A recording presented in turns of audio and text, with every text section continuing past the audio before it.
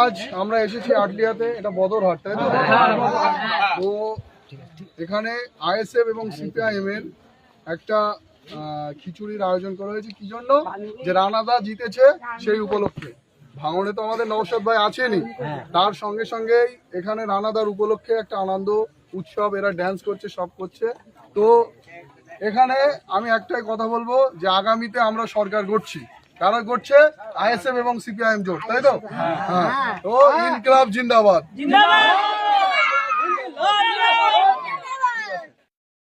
কি জন্য আপনারা এখানে অনুষ্ঠানটা করছেন? সবাই বলো দমকলে আমাদের যে প্রার্থী জিতেছে তার জন্য, রানাদা। আচ্ছা, রানাদার জন্য, তাই তো? সবাই আনন্দিত, তাই তো? তাহলে আগামী দিনে আমরা কি ক্ষমতায় আসবো? হ্যাঁ, আইএসএফ কে নেবে তো তোমরা? হ্যাঁ, হ্যাঁ। আমরা চোরের জন্য আমরা এতদিন কিছু বলতে পারিনি।